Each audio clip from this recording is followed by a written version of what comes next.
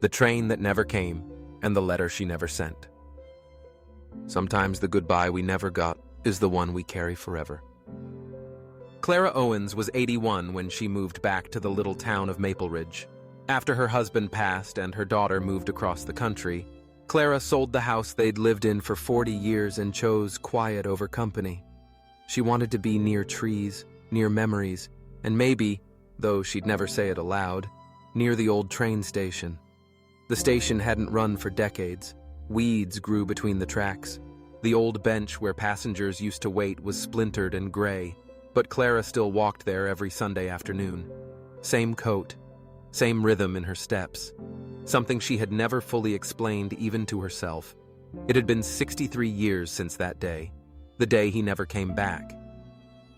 Clara had been just 18 when Thomas Whitaker walked into her life at the corner bakery, all freckles and charm, with a newspaper tucked under one arm and a dimpled grin. He ordered a lemon tart and left her a napkin note. "If you smile at me again next Saturday, I'll take it as a yes." She did. And so it began. They were inseparable that whole summer. He was leaving for college in the fall, off to study engineering, a scholarship boy, full of big dreams. But he promised to write, and she promised to wait.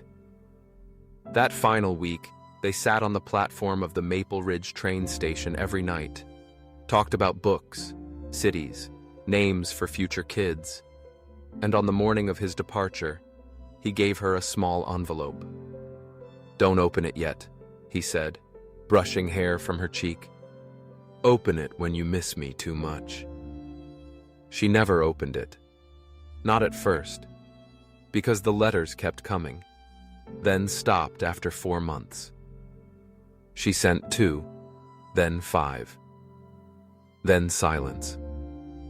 And one December day, she received a note, not from him, but from the post office.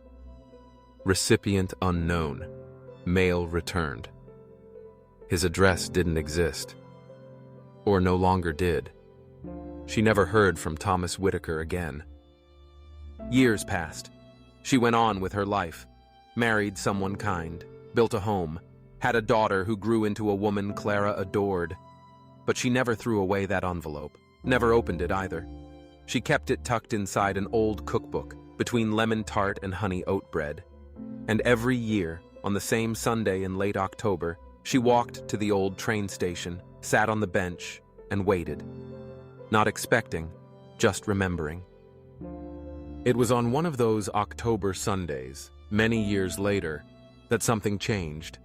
Clara was sitting with her scarf pulled up against the wind, watching dry leaves scrape across the platform, when a teenage boy walked by.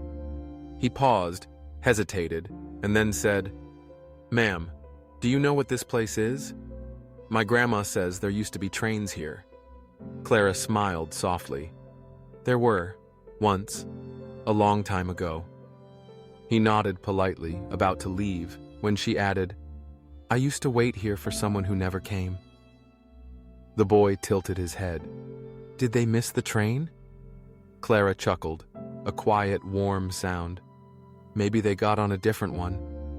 Then, as the boy left, she reached into her coat pocket, pulled out the yellowed envelope, and turned it over in her hands. For the first time in 63 years, she opened it. Inside was a note, written in Thomas's sharp, steady hand. "Clara, if you're reading this, it means I'm far away, and I miss you more than I can say. I'll be back for Christmas. I promise. If anything ever happens, if I'm ever not where I should be, please don't wait forever.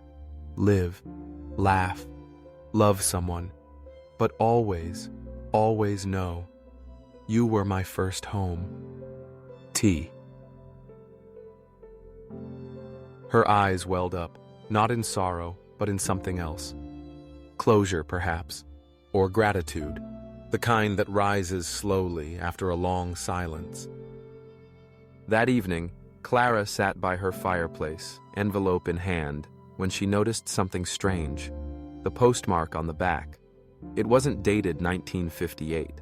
It read, OC 25, 2023. She turned the envelope over again, her name and address written in the same handwriting she remembered from her youth. Her hands trembled.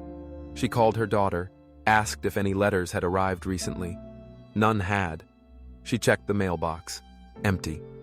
No one else knew about the envelope. Not even her late husband. And yet, there it was.